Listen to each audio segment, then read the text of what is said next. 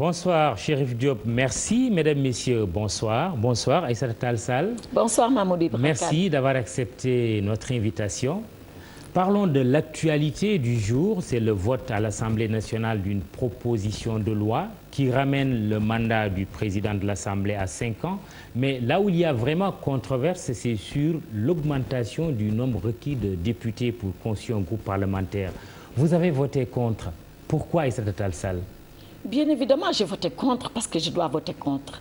D'abord, je crois que cette loi-là doit heurter notre conscience de citoyens tout court, avant même d'être des élus du peuple. Ensuite, je considère que cette loi, depuis 60 ans à peu près, que notre Assemblée nationale, de façon souveraine, délibère sans discontinuer. Rappelez-vous, en 1968, notre pays a couru un grave danger devant des manifestations politiques qui ont failli remettre en cause et en péril le régime de l'époque. Jamais l'Assemblée nationale n'avait failli à son rôle et à son devoir. Et nous sommes les héritiers et les dépositaires de cet héritage d'une Assemblée nationale plurielle, d'une Assemblée nationale qui a toujours conservé cette tradition d'expression démocratique en son sein. Cette Assemblée nationale qui a permis que plusieurs groupes parlementaires s'érigent en son sein, discutent, s'entrechoquent, se disputent, parce que c'est ça la vie parlementaire. Nous demandons aujourd'hui, nous, dépositaires de cet héritage, de revenir sur cet acquis hautement démocratique. Et ce matin, je faisais allusion à Lamine Gueye, à Amadou Cissé Dia, à toutes ces grandes personnalités qui ont fait la vie démocratique parlementaire. Je pense que l'Assemblée ne mérite pas ça. Le peuple sénégalais non plus ne mérite pas cette loi. Justement, il y a ce beau morceau de votre intervention, politiquement injustifiable, oui, juridiquement indéfendable et historiquement insoutenable. Mais politiquement, justement, Aïssata Tall Sall, oui, est-ce que cette proposition de loi ne participe pas justement, ou même cette loi maintenant, ne participe pas justement à stabiliser Benno Bokk Yakaar? Absolument pas. Vous savez, Benno Bokk Yakaar doit se stabiliser par elle-même en tant que coalition politique.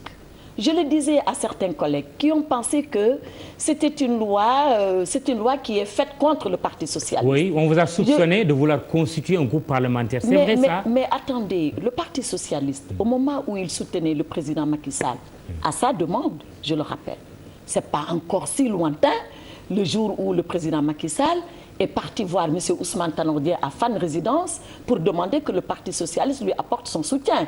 On ne va quand même pas oublier cela. C'était juste avant-hier dans les annales politiques du Sénégal.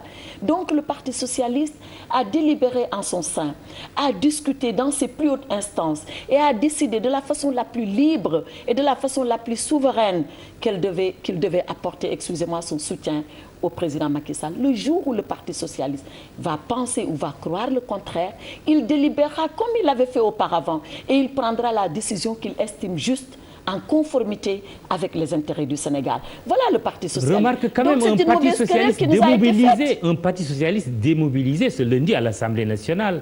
Quand vous tirez à U, un autre de votre collègue tire à Dia. Vous savez, il n'y a pas de... C'est lamentable pour un parti comme le Parti socialiste, non. Au contraire, c'est beau pour une Assemblée nationale, Mamoudou. Il n'y a pas de mandat impératif. C'est l'article 64 de la Constitution qui l'interdit. Tout député qui franchit le seuil de l'Assemblée nationale ne revêt que sa toge d'élu du peuple. Il doit se débarrasser de sa coloration politique et de son appartenance politique. Bien sûr, le fait politique est une réalité qu'on ne doit pas ignorer. Mais le Parti socialiste, en respect pour ces députés élus du peuple, ne donne pas de mandat impératif pour que ces députés votent comme lui, il l'entend. C'est la raison pour laquelle vous notez quelques divergences ici et là. Mais ça, en tant que député, c'est à saluer, c'est pas à déplorer. Le président du groupe majoritaire, donc de votre groupe, soutient que c'est pour remettre l'Assemblée à l'endroit et lutter contre le vagabondage parlementaire. Allusion à la modification visant à empêcher un député démissionnaire de son groupe à s'affilier à un autre groupe. Ce n'est pas logique ça, défendable ça? Non, ce n'est pas défendable. J'ai même entendu mieux que ça. J'ai entendu les souteneurs de cette loi dire que oui, comme déjà il y a un article 60 de notre Constitution qui indique que le député qui change de parti en cours de mandat perdait son mandat de député, eh bien, il faut en tirer la conséquence et prolonger cela, cette interdiction, jusqu'au groupe parlementaire. Mais cet article 60 en lui-même, mais il est condamnable. Cet article est attentatoire à la liberté politique des citoyens qu'est le député. Parce que le député, avant d'être un élu, c'est d'abord un citoyen qui a une expression politique libre Par contre, ce qu'il faut interdire, c'est l'apologie de la transhumance. Mais un député, mais si on poursuit la logique... Ce sont les mêmes, excusez-moi, oui. Ce sont les mêmes qui interdisent, comme vous l'appelez entre guillemets, oui. le vagabondage des députés entre les groupes, mais ce sont les mêmes qui font l'apologie de la transhumance. Alors, cohérence pour cohérence, ils doivent commencer à être cohérents. Et moi, ma façon de penser, c'est que la transhumance, il nous appartient, nous, politiques, de la combattre par des principes, par notre posture, par notre attitude et par nos idées. On aura beau légiférer, si le moral des politiques, c'est de transhumer, eh bien, on vaincra difficilement la transhumance. À vous, socialiste, le président de la commission des lois et député de la paire, Maître Djibril War, il vous accuse de traîtrise, de trahison et également de lâcheté. Je résume ainsi ses propos pour ne pas aller au-delà, parce que c'est des propos qui ont été très durs. Vous répondez quoi? Mais moi, je vais aller en deçà, et même au-delà. Aller en deçà, c'est de ne pas tomber dans l'invective, parce que nous ne sommes pas là pour ça. Aller au-delà, c'est de rappeler à cet honorable député pour qui j'ai le plus grand respect, parce que je siège dans la commission que lui préside, c'est de lui rappeler que ce débat ne concerne que les députés, dans le cadre de leur organisation interne et de leur modalité de travail. Qu'est-ce que le Parti socialiste vient faire dans ce débat-là?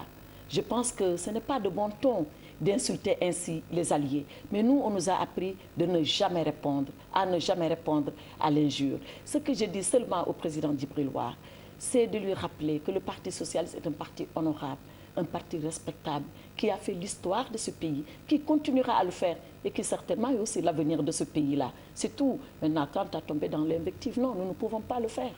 Cette loi, finalement, est-ce qu'elle n'occulte pas deux faits majeurs?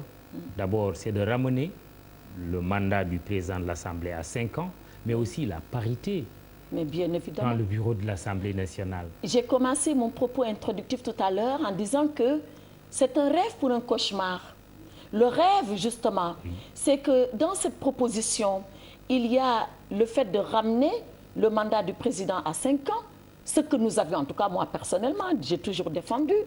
Il y a aussi cette belle loi sur la parité qui fait que partout où je rentre du Parlement européen, les gens m'ont salué comme étant celle dont le pays a instauré la parité dans toutes les assemblées électives. Et aujourd'hui, vous votez contre? Mais parce que c'est un vote bloqué, Mamoudou. Vos sœurs vont vous tomber dessus? Mais politiquement, nos sœurs comprennent. Moi, je suis signataire de cet amendement sur la parité. Oui. Mais ma conscience ne me permet pas d'aller au-delà et de voter cette loi-là. Parce que les concepteurs de la loi, qu'ont-ils fait? Ils nous ont mis dans un piège. Ils ont pris toutes ces dispositions allant du mandat du président de la République à la parité. Ils les ont inclus dans un seul article 2. Le vote bloqué aussi, en imposant le vote bloqué. Absolument. À prendre ou à laisser. Alors, et vous avez laissé. On prend tout ou on laisse tout. Oui. Mais attendez, vous laissez tout. Le mal étant plus grand que le bien, il vaut mieux tout laisser. Voilà, alors, et passer à une étape supérieure. On passe justement à un autre sujet, mais toujours le sujet Aïssata Tall Sall. C'est une d'un hebdomadaire que je me garderai de citer pour ne pas froisser le service commercial. Nous allons découvrir Aïssata Tall Sall aux côtés de Modou Diagne Fada, Malick Gakou, les révoltés. Vous êtes vraiment une révoltée, Aïssata Tall Sall? Non. Vous savez, contre qui et contre quoi? Non, moi je ne me révolte pas. Je me révolte rarement d'ailleurs. Mais quand j'ai mes vérités, je les dis. Je pense que c'est ça la noblesse de la politique. C'est d'éviter, comme on dit, le jeu cachotier, de tout mettre sur la table, là où on doit le mettre, d'en discuter, de tirer les conclusions et les postures qu'il faut. Maintenant, si révolter, c'est dire la vérité, oui, j'en suis une. Si révolter, c'est de faire de telle sorte que les choses marchent mieux dans mon parti, oui, j'en suis une. Si être révolté, c'est d'être patriote, de soutenir son pays, quel que puisse être l'enjeu de ses intérêts personnels et propres, oui, je suis une révoltée. Mais je ne crois pas que c'est ça le vrai révolté. Si c'est ça, être révolté, alors être révolté, c'est être patriote, c'est être véridique, c'est être juste, j'en suis fière. Révolté est candidate à la prochaine élection présidentielle. J'étais sûre que fatalement la question allait tomber. Oui, parce que tout le monde se pose cette question. Mais on va y arriver. Je pense que pour l'instant, il n'y a qu'un seul candidat déclaré, c'est le président Macky Sall. Tous les autres n'ont encore rien dit. Votre parti et vous-même avez dit que votre parti aura absolument, un candidat. et je n'enlève rien de cela. Vous n'êtes pas une candidate naturelle à la candidature? Vous savez, j'ai tellement combattu la candidature naturelle que ça serait de très mauvais escient que je me mette à défendre cela. Non, il n'y a pas de candidat naturel. Le moment arrivera où le Parti socialiste choisira un candidat. Mais je fais partie de ceux-là qui pensent... D'ailleurs, je suis heureuse de constater que pas mal de mes camarades m'ont rejointe sur ce point. Donc j'ai été parmi ceux-là, et j'en suis encore, qui pensent que le Parti socialiste doit avoir un candidat, quelle que puisse être l'alliance. Pour vous, un soutien au président Macky Sall pour un second mandat est exclu? Mais bien évidemment, parce que le Parti socialiste doit à son programme. Nous ne sommes pas dissous dans Benno Bokk Yakaar au moment où nous signons cette alliance. Votre parti officiellement soutenait le président Macky Sall? Eh bien, à ce moment-là, j'aviserai. Je vous promets de revenir. Vous partirez? Je vous promets de revenir comme votre invité et de vous dire le sens de la décision que j'aurai prise à ce moment-là. Votre sœur Aminata Mbengue Ndiaye, désormais numéro 2, secrétaire générale adjointe du PS, a récemment dit aux journalistes, l'air agacé, de vous demander pourquoi vous ne venez plus aux réunions du bureau politique. Eh bien, je vous pose la question. Vous voulez que je m'agace ou quoi? Ben, je non, sais pas. Je ne vais pas m'agacer. Répondez à la question. Vous savez, moi, maintenant, j'ai appris à force de recevoir quelques coups et puis à en donner... Ah, c'est un coup qu'Aminata Mbengue Ndiaye vous a donné? Non, oui. il ne m'a pas donné du tout un coup. La preuve, ça ne m'a absolument rien fait. Donc, je disais qu'à force de recevoir des coups en politique et de temps en temps à en donner aussi, j'ai appris à ne parler que dans la sérénité, quand je déciderai de le faire. C'est vrai que beaucoup de gens m'ont interpellé sur cette question-là. On m'a même donné des leçons de politique par presse interposée. Mais moi, je veux que tout cela se repose, que tout cela se calme comme un petit tourbillon dans un verre d'eau qui n'aurait jamais dû avoir sa raison d'être. Et puis, le moment opportun, les Sénégalais m'entendront et je parlerai. Et quand je parlerai, croyez-moi, ça sera clair, net et précis. Et c'est pour quand ce moment? Très bientôt. Très bientôt, à la rentrée. Je ne sais pas, le moment viendra. Je suis en train de me concerter avec pas mal d'amis et de camarades socialistes. Je le ferai, Inch'Allah. On a proposé justement votre candidature en France. Que répondez-vous, certains de vos camarades? Écoutez, ce n'est pas la seule candidature qui a été proposée par des camarades un peu partout à travers l'étranger. Je remercie ces camarades-là de leur confiance. Moi-même, j'irai bientôt leur parler, discuter avec eux et puis on verra quelle suite donner à leur offre. Ça se voit que vous n'y êtes pas indifférente. Non, je pense que n'importe quelle politique ne serait pas indifférente à ce que des camarades le proposent à la magistrature suprême. Quelle est la faisabilité, en quel temps, pour quel moment, avec quels moyens? Tout ça, c'est des choses dont il faut débattre. Vous savez, moi, je suis une femme, mais j'ai la tête sur les épaules. Je ne dis pas que les femmes n'ont pas la tête sur les épaules, mais je pense qu'elles ont beaucoup plus de sérénité devant les problèmes politiques en général. Et je reste sereine par rapport à tout ça. Franchement, vous êtes toujours membre du bureau politique du PS? Je suis membre du bureau politique. Pourquoi vous ne siégez plus? Je suis membre du comité central. Je ne suis pas membre du secrétariat exécutif. Le moment viendra, comme je l'ai dit, Mamoudou, on m'a pressé de partout pour que je parle dans un tourbillon de propos. Je me refuse de le faire. J'ai décidé que je déciderai seule de ce moment-là. Et quand il arrivera, on m'entendra. La date exacte de tenue de la prochaine présidentielle et celle du référendum sont toujours inconnues. Que pensez-vous de ces incertitudes sur le processus électoral, le calendrier électoral? Je pense qu'elles ne sont pas dangereuses pour la démocratie, mais quand même, elles peuvent lui porter un coup. Sur le référendum, par exemple, c'est une question fondamentale. Quand est-ce que le peuple sénégalais sera appelé aux urnes? 2017, 2019, mais c'est une question qu'il faut trancher le plus rapidement possible. Monsieur le Président de la République a choisi l'option du référendum. On ne peut pas le lui refuser, même si certains pensent qu'il avait une autre voie beaucoup plus simple que celle-là. Il l'a choisi, il l'assume, mais je pense qu'il aurait dû le faire un peu plus tôt qu'à quelques mois de l'élection présidentielle pour éviter un sentiment de lassitude et même de faire de telle sorte que le peuple tourne le dos à cette échéance absolument capitale. Je crois que sur ça, sur la réforme des institutions, il n'était pas attendu. Il était attendu depuis très longtemps. Il aurait dû le faire. C'est ça un peu qui me fait penser que ça peut porter un coup à notre démocratie. Justement, la direction de votre parti, à un moment, s'est prononcée là-dessus en disant qu'il faut organiser ce référendum avant fin 2015, au cours de l'année 2015, pour donner à tous les candidats des chances égales. Vous le reprenez aujourd'hui? Mais bien évidemment, je le prends pour mon compte. Je ne suis plus porte porte-parole du Parti socialiste, vous le savez, mais je suis tout à fait en phase avec cette proposition du parti, cette offre du Parti socialiste, avec même la circonstance que j'aurais souhaité que ça soit bien avant. Mais apparemment, tout indique que ça ne sera pas le cas. Vous prenez rendez-vous avec les électeurs en 2017 ou en 2019? Je n'ai pris qu'un seul rendez-vous, c'est de venir vous voir et je l'ai honoré. Je pense que je l'honore très bien. Et c'est le dernier sujet, la démolition des maisons de la cité Tobago près de l'aéroport Léopold Sédar Senghor. Les victimes contredisent le Premier ministre qui avait soutenu devant l'Assemblée nationale jeudi que les terrains avaient été acquis à 2 millions l'unité. Que pensez-vous de cette polémique? Mais ici, il n'est pas question de spéculation, ni foncière, ni financière. Il est seulement question de faire respecter la loi. C'est du laxisme républicain. Comment le gouvernement a laissé faire sur les emprises de l'aéroport Léopold Sédar Senghor que les gens viennent s'installer pour le temps durant lequel ils se sont installés et qu'ils se permettent même de faire de la spéculation foncière. Le premier responsable de ça, c'est le gouvernement. Ils disent avoir quand même dépensé entre 15 et 20 millions pour acquérir un terrain. Mais c'est énorme, ça. Ils n'auraient jamais dû s'installer là.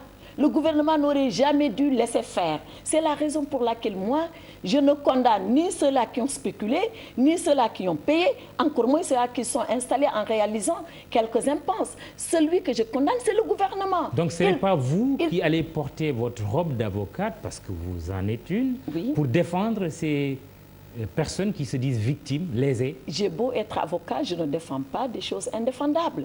Comme je l'ai dit, en l'occurrence, le gouvernement a failli. Les emprises de l'aéroport sont sécurisées. Personne n'a le droit à quelques centaines de mètres. Et cela est réglementé par des conventions internationales auxquelles le Sénégal est parti. Comment ça se fait qu'on a manqué de... Mon bon sang, le ministre voyage tous les soirs, non? Que Dieu fait. Comment ça se fait que personne n'a été voir ce qui se passe sur les emprises de l'aéroport, que personne n'a constaté une maison ne s'édifie pas en un soir. Il a fallu du temps et du temps et du temps. Et aujourd'hui, on est dans la détresse totale parce qu'il y a des pères de famille qui ont mis de l'argent de bonne foi, qui ont construit de bonne foi et que le gouvernement de bonne foi, parce que c'est son devoir, oui, est obligé de faire déguerpir. On n'aurait jamais dû arriver à ça. Et quelles conséquences en tirer? Mais je pense que le président lui-même a tiré cette conséquence-là. Son remaniement ministériel pour faire nommer un directeur général de Sénélec a quand même indiqué que les ministres responsables de cette partie-là, au moins, ont changé. Oui. Voilà. Maintenant, il est question de situer les responsabilités, exactement les vraies responsabilités, et de continuer à sanctionner. Parce que le mal de ce pays, c'est ça. Chacun fait ce qu'il veut, et au moment de sanctionner, tout le monde crie, on descend facile, comme le dirait le président Diouf.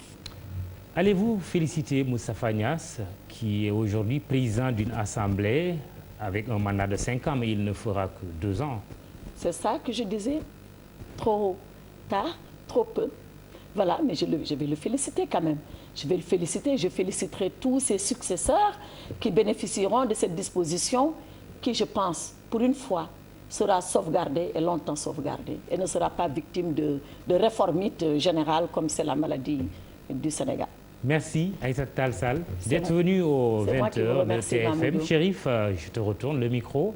Demain, Antoine Diouf, merci de nous avoir suivis. Bonsoir. Bonsoir Mamadou Rakane et merci beaucoup.